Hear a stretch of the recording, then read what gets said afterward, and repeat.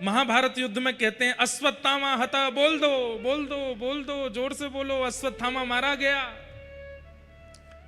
अब लोगों को यह लग रहा है कि भगवान झूठ बुलवा रहे हैं, युधिष्ठिर से कह रहे हैं कि अश्वत्थामा हता, बोल दो, अश्वत्थामा मारा गया।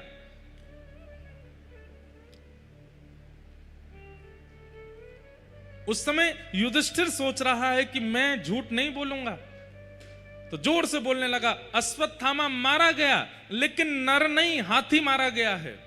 अश्वत्थामा नाम का एक हाथी भी था। तो जैसे ही बोलने लगा नर नहीं हाथी मार, भगवान ने शंख बजा दिया जोर से, वो सुनाई ही नहीं दिया। क्योंकि द्रोणाचार्य जी का नियम था कि मेरा पुत्र जब तक रहेगा तब तक मैं युद्ध करूंगा, मेरे पुत्र की मृत्यु की खबर मिलते ही मैं युद्ध त्याग दूंगा, अपने धनुष बाण छोड़ दूंगा। भगवान चाहते थे कि ये धनुष बाण छोड़े, तो युधिष्ठिर से बुलवाया कि बोल दो अश्वत्थामा मारा गया। अश्वत्थामा मारा गया बोलते ही वो स्पष्टीकरण भी कर रहा था, नर नहीं मरा है, हाथी मरा है। भगवान ने शंख बजा दिया, द्रोणाचार्य जी को सुनाई नहीं दिया कि हाथी मरा है। अब यहां पर हम लोगों को यह लगेगा कि भगवान ने यहां तो गलत किया, एक प्रकार का यह झूठ है, क्यों बुलवा रहे हैं युधिष्ठिर से। लेकिन नहीं, यहां ठाकुर जी पूर्ण धर्म का पालन कर रहे हैं। युधिष्ठिर अपनी तरफ से कह रहा है कि हाथी मारा गया, नर नहीं मारा गया। भगवान इसका स्पष्टीकरण कर देते हैं, बोले जो अश्वत्थामा कुनीति करता है, बालकों की हत्या करता है, दुर्विचार दुर्व्यवहार करता है, वो जीवित कैसे हो सकता है। उसका अंदर का इंसानत्व जो है, उसके अंदर का जो मानवता है, वो तो मर चुकी है ना। तो तुमको बोलने में क्या लज्जा आ रही है कि अश्वत्थामा मारा गया। भाई मैं जीवित हूं, लेकिन मेरे अंदर मानवता बिल्कुल जीवित नहीं है। मैं दया करता नहीं, किसी पर भी क्रोध करता हूं, किसी के साथ भी गलत व्यवहार कर लेता हूं, किसी के भी धन को हड़प लेता हूं, किसी के साथ भी कुछ भी व्यवहार कर लेता हूं। तो मैं नाम का मानव हूं, पर मेरे अंदर जो मानवता है वो तो मारी जा चुकी है ना। ठाकुर जी युधिष्ठिर से कह रहे हैं, बोले क्यों बोलने की जरूरत है कि हाथी मरा, मानव नहीं। बोले मैं झूठ नहीं बोलूंगा। अब अच्छा, अश्वत्थामा मानव भी मारा जा चुका है, क्योंकि उसके अंदर मानवता बची नहीं है। अब वेत्ति विद्याम अविद्याम च, कब कहां क्या कैसे करना है ये सब जानते हैं। सवाच्यो भगवान इति, वो भगवान है। और ये 6 के 6 लक्षण आपको किसमें दिखेंगे? श्री कृष्ण में दिखेंगे। ये 6 के 6 लक्षण परब्रह्म नारायण में हैं, और वही नारायण श्री कृष्ण रूप में प्रकट हुए हैं, वही नारायण राम रूप में प्रकट हुए हैं, वही नारायण नृसिंह रूप में प्रकट हुए हैं, वही नारायण वराह रूप में प्रकट हुए हैं। कई लोग ऐसा मान लेते हैं कि नारायण पूर्ण ब्रह्म हैं और ये जितने भी अवतार हैं ये सब उनके अंश हैं। नहीं, भगवान के 2 प्रकार के अवतार हैं, एक है अंशावतार और एक है पूर्णावतार। अंशावतार उनको कहा जाएगा जो पृथ्वी पर थोड़ी देर के लिए आए, लेकिन जिन्होंने पूरी लीला की है वो पूर्णावतार है। जैसे राम कृष्ण, ये भगवान के अंश नहीं है, भगवान ही पधारे हैं। लेकिन जैसे कूर्मावतार, मत्स्य अवतार, कच्छप अवतार, ये भगवान के अंशावतार। इसलिए भगवान कौन है? जो ये 6 भगवान से युक्त हैं वो भगवान है। और वही नारायण हैं तो कृष्ण वृंदावन में। लेकिन ठाकुर जी मन में ये सोच रहे हैं कि ये ब्रजवासी मोह प्रणाम ना करेंगे। मैं चाहे इन तक कितनों कह लूं मैं जय जय हूं, मैं भगवान हूं, मोह प्रणाम कर लो, मोह वंदन कर लो, जब मोह प्रणाम ना करेंगे। एक बार ठाकुर जी ने किया भी, एक बार नहीं अनेक बार किया ऐसा। ठाकुर जी ने सब सखानते कही, बोले भैया तुम सबन ने एक सांची बात कहूं। बोले कहा, मैं भगवान हूं, मैं परमात्मा हूं। एक दिन ठाकुर जी ने प्रयास किया कि मैं सब ग्वाल वालों को चतुर्भुज रूप का दर्शन करा देता हूं। मेरे चतुर्भुज को देख करके ये लोग मुझे भगवान मानेंगे, कम से कम प्रणाम तो करेंगे एक बार। और मेरे को प्रणाम करने से इनके जन्म जन्मांतरों के पाप आदि जो हैं सब नष्ट हो जाएंगे। और देखो, पाप तो ब्रजवासियों के बचे ही नहीं है, लेकिन ठाकुर जी को बालक मान करके ये जो लीला कर रहे हैं उसमें जो सूक्ष्म सूक्ष्म अपराध बन रहे हैं। कैसे अपराध? अब मधुमंगल ठाकुर जी की चोटी पकड़ लेता है, वो लाला तुम रोज घोड़ा बनावे, आज तू बन। और ठाकुर जी घोड़ा बन जाए, मधुमंगल ऊपर चढ़ जाए। अब ये सूक्ष्म अपराध है ना, ठाकुर जी को आप घोड़ा बना के घूम रहे हो, लेकिन ये तो ब्रजवासी हैं, ये लाला को परमात्मा थोड़ी माने।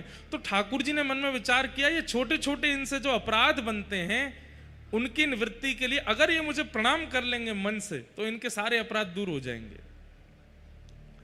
तो ठाकुर जी ने एक दिन विचार किया, सबरे सखा इकट्ठे किए, बोले सुनो मैं जय जय हूं।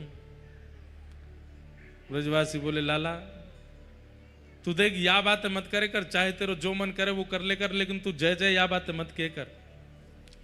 ठाकुर जी बोले एक रूप दिखाऊं अपने? बोले दिखाओ। इतने में ठाकुर जी ने 2 भुजा और प्रकट कर ली, शंख चक्र गदा पद्म धारण कर ली और धारण करके दर्शन कराए।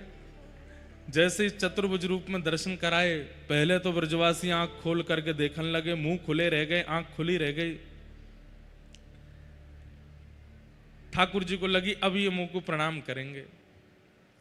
इतने में ही सब ग्वाल बाल थोड़ी देर बाद बोले लाला जे 2 भुजा कहां से लेके आयो तू, हमू बता दे दुकान को नाम। ठाकुर जी बोले ले दुकान को नाम पूछ रहे हैं। लाला इस सुदर्शन चक्र बहुत जोर को लेंगे, मुंह बता दे मैं घुमाऊंगा या को, ये गदा बहुत बढ़िया लग रही, लियो या मैं लेके जाऊं। चारों आयुध लेके भाज गए सब रे। यशोदा मैया से जाके कह रहे मैया तेरो लाला कोई दुकान से 2 हाथ बनवाला है और 4 भुजा धारण करके घूमे। ठाकुर जी बोले जे ना मानेंगे मोह परमात्मा। तब ठाकुर जी ने विचार किया ऐसा क्या करें कि एक बार मेरी आराधना तो कर लें। तब ठाकुर जी ने सोचा कि श्री गिरिराज मेरा रूप है, अगर उनकी आराधना करवा लूंगा, उनकी पूजा करवा दूंगा तो मेरी पूजा का फल इनको प्राप्त हो जाएगा। और श्री ठाकुर जी ने फिर ये योजना बनाई और ब्रजवासियों से जाकर के कहा भैया चलो गिरी पूजेंगे। और अब सब गिरिराज जी पूजवे के काजे पहुंचे। 56 भोग लेकर के, अन्नकूट की सामग्री लेकर के सब लोग पहुंचे। वहां जाके गिरिराज जी को पूजन कियो और वहां श्री गोवर्धन रूप धारण करके ठाकुर जी जैसे ही प्रकट भये, प्रकट है करके लाओ ब्रजवासियों भोग, सब ब्रजवासी से मांगन लगे एक रूप से गिरिवर पूजे, एक रूप पुजवावे। एक रूप से तो ठाकुर जी पुजारी बने हैं और एक रूप से ठाकुर जी बने हैं। कितनी सुंदर स्वरूप है। बस जो पुजारी हैं वो 2 भुज वाले हैं और जो ठाकुर हैं वो 4 भुजा वाले हैं। दूसरा अंतर क्या है, जो पुजारी हैं वो केवल पगड़ी पहन के बैठे हैं और जो ठाकुर जी हैं उन्होंने मुकुट पहना है, विशेष श्रृंगार किया है, खूब सारे आभूषण पहन रखे हैं। सब ब्रजवासी आनंदित हो गए। तभी वहां नारद जी आए और 56 भोग की सामग्री में से कुछ सामग्री ले जा करके, कल कितना सुंदर 56 भोग हुआ, आप लोगों ने दर्शन किए थे कल। कई लोग तो बिना किए चले गए। कल कथा के बाद पीछे ठाकुर जी का 56 भोग मनोरथ हुआ। कितनी शुद्धता, कितनी पवित्रता से पूरा मनोरथ किया। देखो बंधुओं, अपने सुख के लिए जब हम उत्सव करते हैं ना तो हम शुद्धता, पवित्रता इन सब का ध्यान नहीं रखते। बस अच्छा बनना चाहिए, सब कुछ सबको दिखना चाहिए कि हमने ऐसा किया, लेकिन ऐसा कल नहीं था। बाकायदा सब हमारे ब्रज के, सब हमारे गिरिराज जी के सेवक जन आए, हमारे सब ब्रजवासी बंधु आए। पहले दिन से ही आकर के सब सामग्री सिद्ध की, दूध घर की सामग्री, सकड़ी सामग्री, अनसकड़ी सामग्री, और पूरी सामग्री के नीचे पहले गोबर को लेप लगाए गयो, हल्दी से चारों तरफ परकोटा बनाए गयो, सब में तुलसी छोड़ी गई। बाकायदा जैसे आरती वंदन पूजन होना चाहिए वैसे कियो। ठाकुर जी के सन्मुख सामग्री पधराने के बाद में 4 पद गाए गए, तब तक पर्दा नहीं खोले गए, किसी को दर्शन नहीं होंगे। और जब ठाकुर जी ने आरोग्य ली फिर पर्दा खोल के सबको दर्शन कराए। कितने भाव से इसमें ठाकुर जी के सुख का विचार किया गया था उत्सव में, और यही होना चाहिए। कभी भी कोई भी उत्सव कीजिए, अपने सुख का विचार करके ठाकुर जी को मत तैयार करो, ठाकुर जी के सुख का विचार करो कि उनको सुख मिलेगा। आज नौका विहार है और आज ठाकुर जी नौका विहार करेंगे। अब देखेंगे जाके कैसी वहां आज भी ठाकुर जी के सुख का विचार होगा। हमने तो पहले ही कल भी कहा था नौका विहार का समय नहीं है, पर क्योंकि सारी नदियों में बाढ़ आ रखी है इसलिए नौका विहार हो जाएगा। वृंदावन में इतना पानी भर गया कि आधे से ज्यादा वृंदावन के लोग सब्जी मंडी भी नाव चला के ही जा रहे हैं। तो आधे से ज्यादा वृंदावन में जो ठाकुर जी बैठे हैं उन क्षेत्रों में, उनको भी कहीं जाना होता होगा तो नाव से ही जा रहे होंगे, तो उस बहाने नौका विहार चल रही है। उसी बहाने से आज यहाँ भी नौका विहार होगी। पूरा जो, अब उसको हम स्विमिंग पूल तो बोलेंगे नहीं, आज से वो सरोवर हो गया है। उस सरोवर का सारा पानी निकाला गया, पूरा उसको धो करके साफ करके उसमें पवित्र नदियों के जल डाले गए हैं, कमल पुष्प आदि सब पधराए गए। अभी हमने देखा नहीं है, देखूंगा मैं तो जाके। कथा के बाद आज नौका विहार का दर्शन होगा। ठाकुर जी के सुख का विचार करना चाहिए, उनको प्रिय लगे, उनको सुख लगे। तो नारद जी महाराज आए और 56 भोग की सामग्री में से कुछ सामग्री ले जाके इंद्र को पवाने लगे। इंद्र ने जैसी पाया बोला, भैया कहां से लाए इतनी बढ़िया सामग्री? बोले कि ये तो व्रजमंडल में आजकल तुम्हारी पूजा बंद हो गई है, इंद्र की पूजा बंद हो गई है। कन्हैया ही 2 रूप धारण करके एक रूप से पूजा कर रहा है, एक रूप से पुजवा रहा है।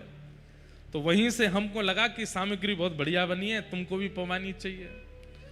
इंद्र को जैसे ही पता चला कि ब्रजवासियों ने मेरी पूजा बंद कर दी, मेघ मालाओं को, अब देखो सब लोग इधर देखो, इंद्र ने क्या किया? मेघ मालाओं को आज्ञा कर दी कि व्रजमंडल को डुबो दो। ये देवता करता है, भगवान ऐसा कभी नहीं करते।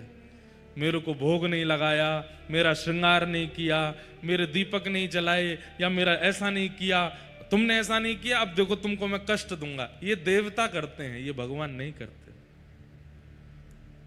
समझ में आ रही है बात? कई बार हम लोग ऐसा सोचने लगते हैं, और कई बार हमें कई बड़े बड़े महापुरुष लोग बता भी देते हैं, तुम्हारे वो वाले देवता नाराज हो गए हैं, तुम्हारे ये वाले देवता नाराज हो गए हैं, तुम्हारी देवी नाराज हो गई हैं, तुमने ये नहीं किया, तुमने वो नहीं किया।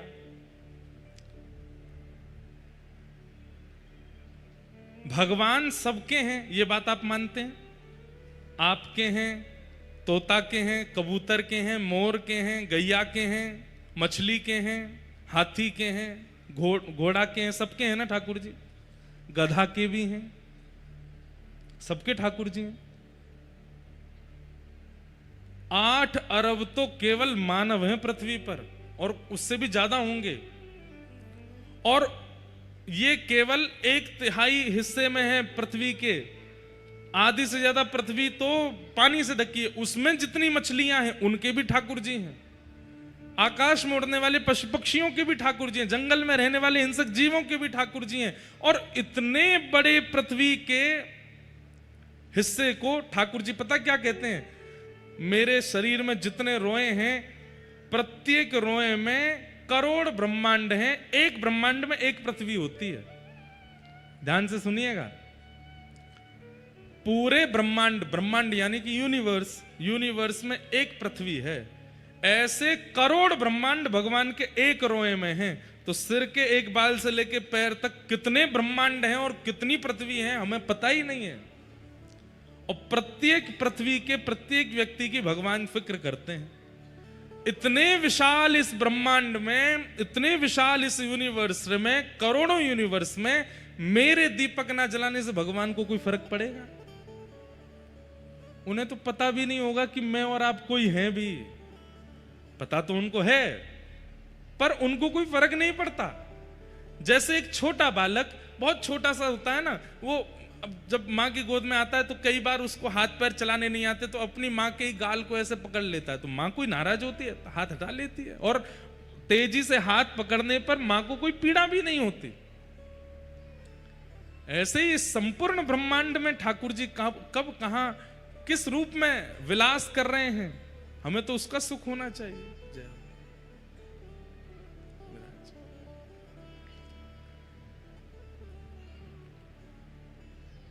संपूर्ण ब्रह्मांड एक नहीं अनेक हैं। एक बार की बात है, वृंदावन में निकुंज में ठाकुर जी विराजे थे, और तभी ब्रह्मा जी आए। ब्रह्मा जी जैसे निकुंज में प्रवेश करने लगे तो ललिता विशाखा सखियों ने मार्ग रोक दिया।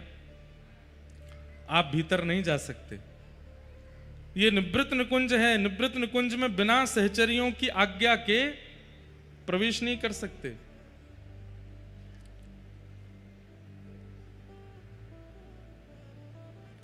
हमारे श्री हरिदासी परंपरा में एक भाव गाते हैं, कुंजी नित्य विहार की श्री हरिदासी पास। कुंजी कहते हैं चाबी, चाबी नित्य विहार की। ठाकुर जी का जो नित्य विहार चल रहा है, जिस स्थान पर विहार चल रहा है, वहां की जो चाबी है वो किन के पास है? बोले श्री हरिदास जी के पास है, या हरिदासियों के पास है। हरिदास जी कौन है? श्री ललिता जी के अवतार। श्री ललिता जी हरिदास जी के रूप में आई हैं। मतलब ललिता विशाखा की आज्ञा के बिना ब्रह्मा भी निवृत्त निकुंज में प्रवेश नहीं कर सकते। तो ब्रह्मा जी आए और आकर के जैसे निवृत्त निकुंज में प्रवेश करने लगे, वृंदावन में प्रवेश करने लगे, तो ललिता विशाखा जी ने द्वार रोक दिया, आप भीतर नहीं जा सकते, अभी ठाकुर जी का नित्य विहार चल रहा है। तो ब्रह्मा जी व्यंग में हंस करके बोले आपको भी पता नहीं है मैं कौन हूं। ललिता जी बोली कौन हूं आप? बोले मैं ब्रह्मा हूं।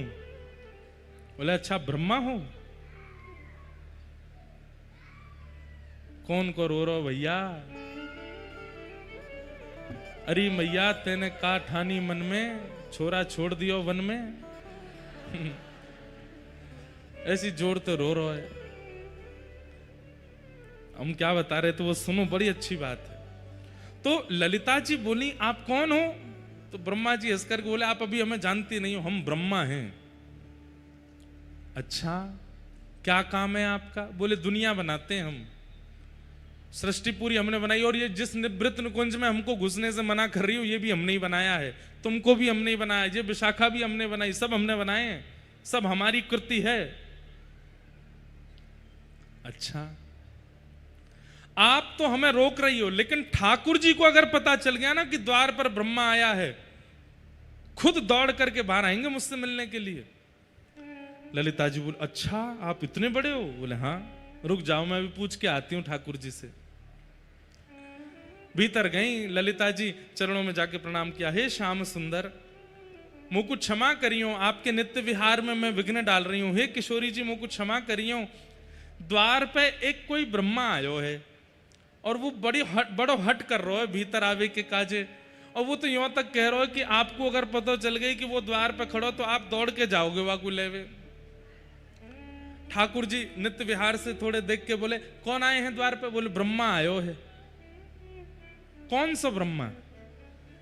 ललिता जी बोली वो तो यो कह रहा कि भाई ने मैं बनाई हूं, भाई ने विशाखा बनाई, भाई ने सबरो ये बनायो है।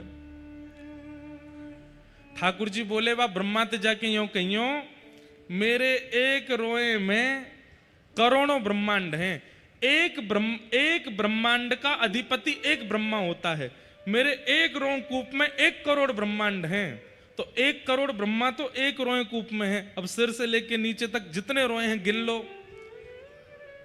एक रोए में 1 करोड़ ब्रह्मा है। इतने करोड़ ब्रह्मा तो मेरे अंग में, ये कौन से ब्रह्मांड को ब्रह्मा ये पूछ के आओ। मेरे आगे वाले रोए को ब्रह्मा है, ब्रह्मांड को ब्रह्मा है कि पीछे वाले को है कि सिर वाले को है कि पैर वाले को, ने पूछ के आओ। ललिता जी बोली अभी जाऊं। ब्रह्मा जी बाहर खड़े हैं, ललिता जी आई तो ब्रह्मा जी आपने मेरा परिचय दिया? बोले हाँ परिचय तो दिया, उन्होंने कुछ पूछा है वो बताओ। बोले क्या पूछा है? बोले ठाकुर जी के सिर से लेकर नीचे तक कितने रोए हैं आपको पता है? ब्रह्मा जी बोले ये किसको पता होता है? बोले नहीं आपने पूरी दुनिया बनाई, आपको पता तो होगी कितने रोए होते हैं। बोले लगभग 3-3.25 करोड़ के आसपास रोए होते हैं एक व्यक्ति के शरीर में। बोले अच्छा, तो ठाकुर जी कह रहे हैं मेरे एक रोए में 1 करोड़ ब्रह्मांड हैं, एक ब्रह्मांड का अधिपति एक ब्रह्मा होता है, आप कौन से वाले रोए में कौन से ब्रह्मांड के ब्रह्मा हो? वो ठाकुर जी पूछ रहे हैं। सुनते ही ब्रह्मा जी मूर्छित होकर गिर पड़े वहीं पर, और जब होश में आए तो बोले मेरे अलावा भी ब्रह्मा हैं। बोले तुम्हारे अलावा कम से कम 3000 करोड़ ब्रह्मा हैं, तुम कौन से हो? बोले सुनिए आप मना कर दीजिएगा, मैं भूल गया, मेरे को पता ही नहीं कि मैं ब्रह्मा हूं, आज के बाद कभी नहीं आऊंगा निकुंज निवृत्त निकुंज, जब तक ठाकुर जी आज्ञा नहीं करेंगे। लौट गए वहां से।